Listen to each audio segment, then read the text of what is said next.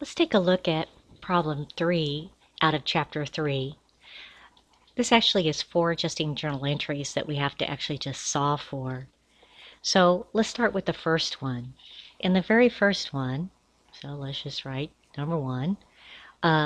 It says salary and wages payable is 0. There are 8 employees. Salaries and wages are paid every Friday for the current week. 5 employees receive $700 per week, and 3 employees earn $600. December 31st is a Tuesday. Employees do not work weekends. All employees work the last 2 days of December. So if December 31st is a Tuesday, so then there was a Monday and a Tuesday that the employees worked. So there were 700 employees. There are 5 employees that earn $700 a week, and they would earn 2 out of 5 days. They worked 2 out of 5 days that last week in December.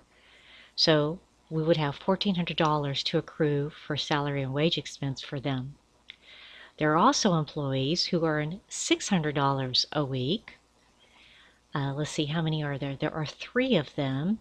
And again, these employees would have earned 2 out of 5 days that week for a total of $720. So let's add it up.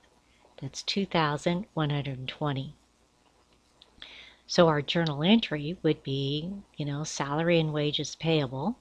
Salary and wage expense is our debit, $2,120, and then we can move to our credit, which is what I just said, salary and wages payable.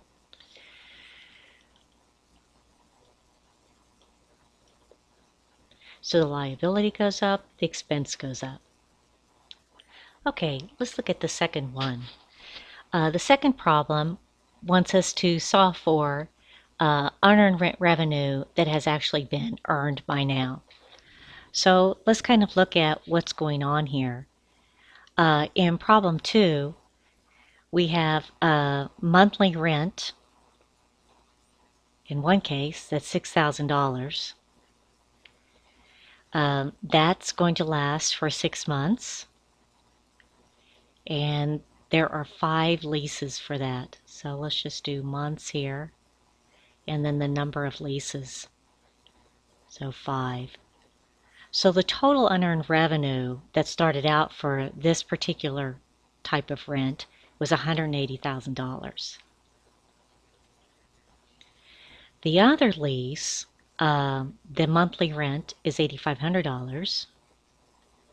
Whoop. Sorry about that. Let me come in and erase that quick. Get my pen back.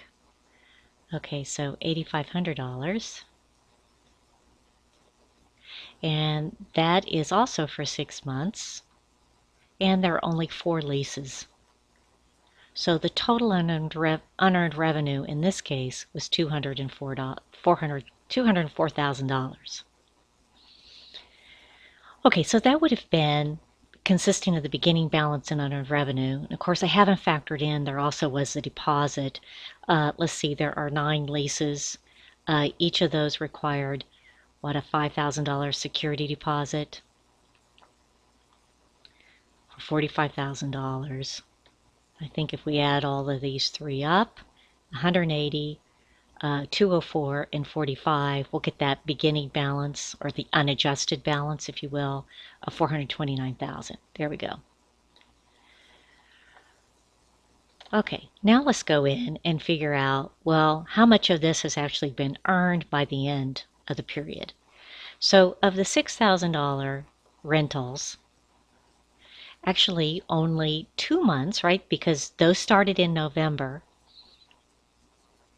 So that rental started in November. So only 2, November and December months, would have been earned. And again, there's 5 tenants. So the amount that we've earned would be $60,000. And then for the second one, this one began in December. So again, we have $8,500. Instead of 6 months, we've only earned 1 month. And again, for 4 tenants, that's $34,000. Okay, so I'm going to add up what we've earned from one lease with the other one, add those together. If we add those together, we should get $94,000. And there's our adjusting journal entry. So we'd want to reduce unearned rent revenue. So we're going to debit unearned rent revenue, $94,000, and we'll turn around and credit rent revenue, because we've earned it by now, for the $94,000 as well. And it didn't ask us to do this, but let's take a look at that unearned rent account. So unearned rent revenue. Just to give this a thorough look over, we said the unadjusted balance was this $429,000. And then if we post our debit of $94,000 to that for an adjustment, that will give us an ending balance, I think, of $335. Double reel that. Okay, so that one's finished. All right, let's go on to number 3.